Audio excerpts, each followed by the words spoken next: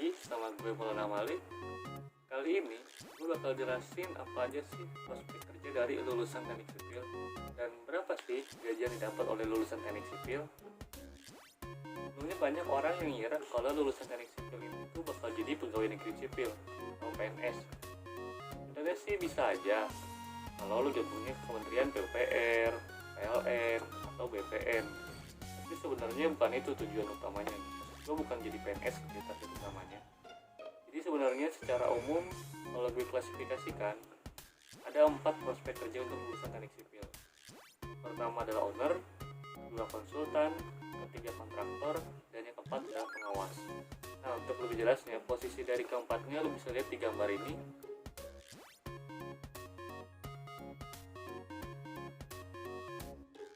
Oke, tanpa basa-basi langsung aja kita bahas satu persatu.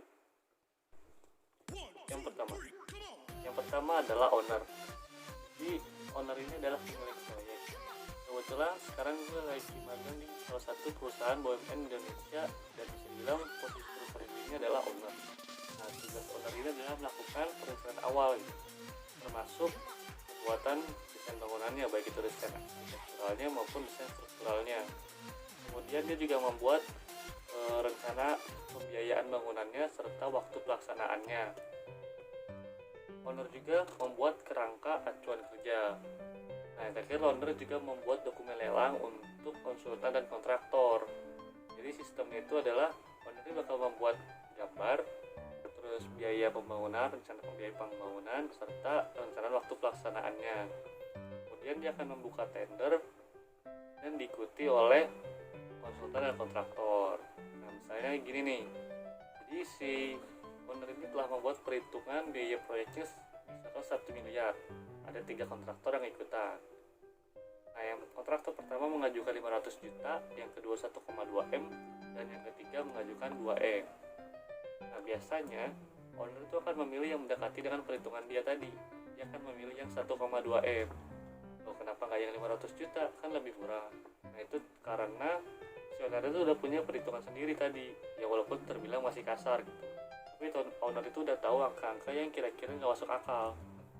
Jadi si owner ini juga pasti akan takut gitu. Jadi proyeknya bakal dikerjain asal-asalan atau terjadi penurunan spek yang sangat drastis. Nah, kurang lebih seperti itulah peran owner.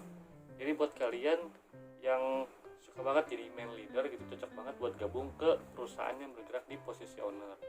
Untuk gajinya sendiri, gaji lulusan teknik sipil yang bergabung ke perusahaan dengan posisi owner itu adalah di kisaran 10 hingga 20 juta per bulan. Yang kedua, nah prospek kerja teknik sipil yang kedua ini itu adalah konsultan atau bisa disebut juga perencana, atau istilah gampangnya lagi itu adalah penasehat. Nah, seperti namanya, tugas konsultan itu adalah mengidentifikasi permasalahan yang ada dan menyelesaikannya, mulai dari memperbaiki desain owner, menyelesaikan permasalahan yang ada di lapangan, serta membuat rencana kerja dan syarat-syarat pelaksanaan bangunan, atau dengan istilah yang kita kenal itu RKS. Nah, yang berat dari seorang konsultan ini tuh dia harus mampu mempertanggungjawabkan perhitungannya ketika terjadi kegagalan struktur gitu. Karena biasanya kontraktor ini tuh dia tidak akan menghitung ulang, dia langsung menggunakan desain yang diajukan dari konsultan. Konsultan ini tuh cocok banget buat kalian yang lebih suka kerja di dalam ruangan dibanding di lapangan gitu. Karena kerjanya lebih ke mendesain juga menghitung. Intinya konsultan ini tuh lebih ke mengaplikasikan apa yang kalian pelajarin di perkuliahan dan diterapkan ke dunia pekerjaan. Nah, biasanya kita di perkuliahan itu diajarkan untuk mendesain bangunan ya, membuat desain seperti desain gedung, jembatan, bangunan, fondasi, serta menentukan jenis material yang bakal kita gunain. Nanti di pekerjaan itu sama persis kalian lakukan seperti yang kalian lakukan di tugas kuliahan. Nah, jadi untuk konsultan itu harus kuat banget nih teori dan juga hafalan rumusnya. Untuk perusahaan sendiri banyak banget sekarang perusahaan swasta yang ngebuka jasa konsultan ini. Bahkan banyak sekali lulusan-lulusan sipil yang membuka kantor sendiri atau membuka perusahaan konsultan sendiri. Bahkan untuk konsultan sendiri teman-teman bisa juga kerja di bank, di Pertamina, di perusahaan migas atau apapun gitu ya, sebagai konsultan dari perusahaan mereka gitu. Nah, saking banyaknya perusahaan konsultan ini itu membuat persaingan semakin sengit. Dan karena banyak sekali persaingan, jadi gaji konsultan ini tuh dibilang tidak terlalu tinggi lah ya. Jadi gaji lulusan teknik sipil yang bekerja di posisi konsultan ini tuh sekitar 7-10 juta per bulan.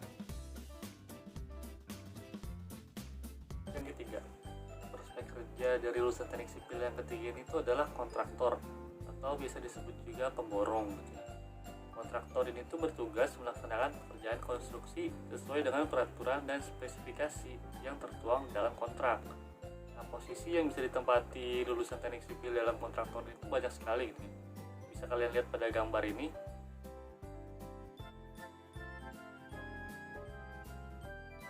Nah, jadi tadi gambarnya ya, posisi memiliki job desk serta gaji yang berbeda-beda. Detailnya gue bakal jelasin ya.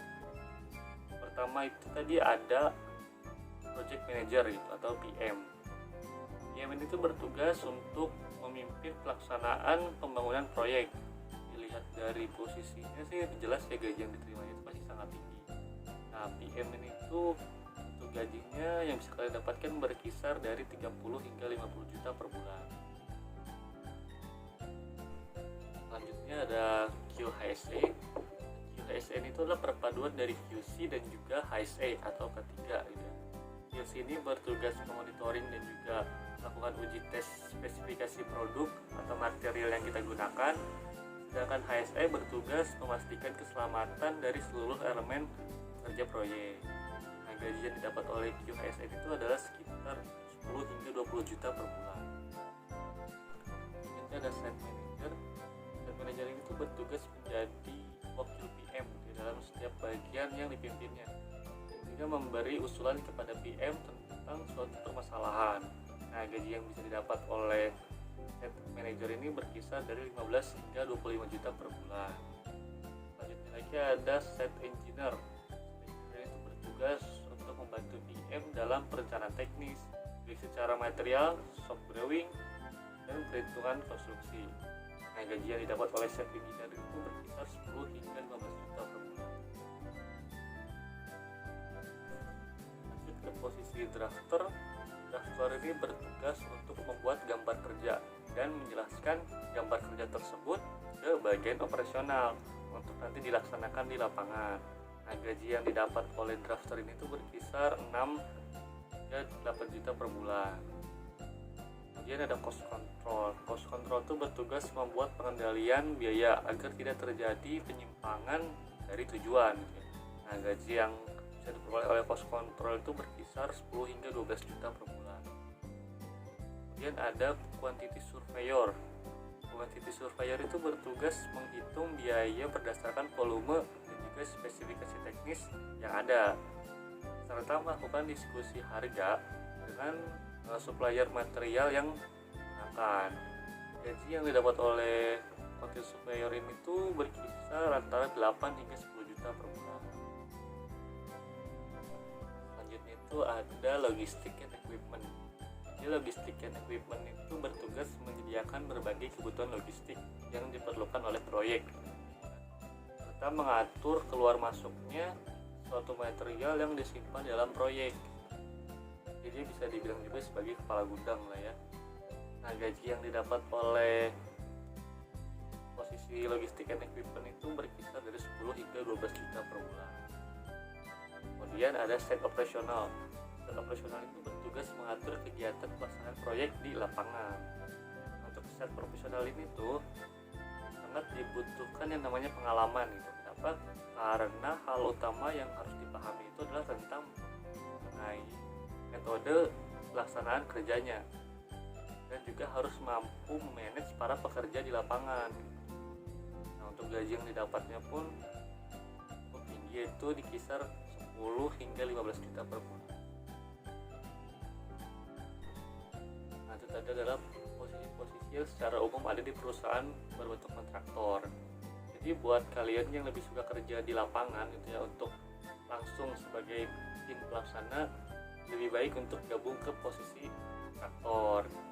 Terus sih saran dari gue. Yang keempat, nah yang keempat ini tuh adalah pengawas gitu ya, atau banyak juga yang menyebutnya adalah konsultan pengawas, bahkan ada yang menyebutnya itu adalah MK. Jadi si pengawas ini itu adalah wakil owner. Pengawas itu merupakan orang atau perusahaan yang ditunjuk oleh owner untuk melakukan pengawasan di lapangan. Nah, profesi pengawasan itu cocok banget buat kalian yang lebih suka mengoreksi pekerjaan orang lain atau memonitoring dibanding melaksanakan, serta melakukan justifikasi. Nah, gaji yang didapat oleh pengawasan itu berkisar 10 hingga 15 juta per bulan. Nah, itu tadi pembahasan mengenai prospek kerja dari lulusan teknik sipil beserta kisaran gajinya gitu. Wow sekali ya. Nah, memang sih untuk lulusan teknik sipil itu terbilang cukup besar gajinya dibanding dengan pekerjaan yang lain. Tapi tentu tanggung jawabnya juga besar gitu. Belajar di dunia perkuliahannya pun gak mudah, dibutuhkan semangat yang tinggi. So, jangan ragu untuk masuk jurusan teknik sipil. Kalau setengah-setengah sih saran dari gue mending lu jangan deh gitu ya, atau buru-buru cabut lah ya dari teknik sipil gitu.